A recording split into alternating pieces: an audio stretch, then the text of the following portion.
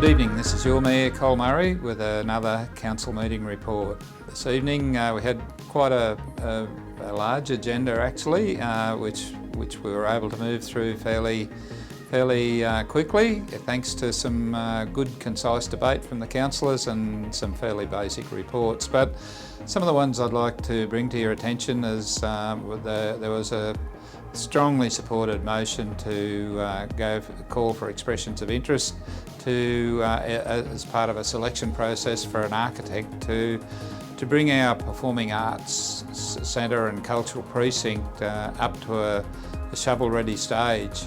This is quite a large piece of work, and it will be a significant piece of work, and that essentially gets the project shovel-ready, which is ready to seek funding for. We need to start that work now because the delays in the project due to funding uncertainty, etc., will be exacerbated over time as we move forward. So the council certainly strongly felt that the quicker we could get that final design done, the better position we would be in to attract funding. Another interesting item this evening was the bridges strategy, and that's a strategy of quite a detailed report actually on how council is proposing to manage all its bridges and culverts infrastructure into the future, and it describes how there'll be an inspection and a testing regime. We've reduced drastically the number of timber bridges in the local government area. And in fact, in 2004, on amalgamation, there were 67 timber bridges. We are now down to the last 7. There was an announcement just this week to fund 5, so those 5 will be constructed, and that will leave the remaining 7, which are fairly minor bridges.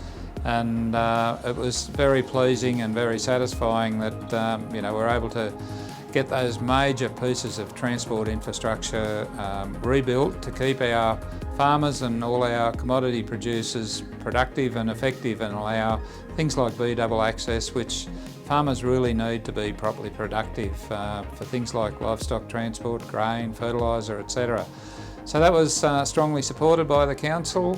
So this evening we also received a report from our finance people on our quarterly update, and that described and certainly brought to light some of the impacts of COVID and our internally restricted or unrestricted fund, which is basically our cash flow money, which is what the council relies on, is similar to potentially like a household budget.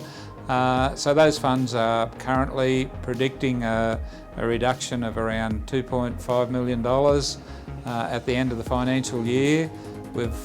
That report is dated 31st of December, so we've got 6 months to take some actions to reduce that, and I'm quite confident that we will. But in effect, that won't bring any changes to the level of service that will be provided into the future. Council simply needs to work hard to tighten down on our any discretionary spending and bring those reserves back to an appropriate level. We like to try and have $6 million at the end of each financial year left in that unrestricted reserve, and that allows the council to meet any of the challenges, any of the unforeseen, unbudgeted for matters that it's confronted with over the financial year. And I guess at the end of the day, a $2.5 million reduction in that unrestricted cash over a $200 million budget is not a very significant amount, but is important because of the community ownership of those funds. So council will be working very hard on that this side and post end of financial year. So thank you for listening to another council meeting report. This is your Mayor Col Murray signing off once again.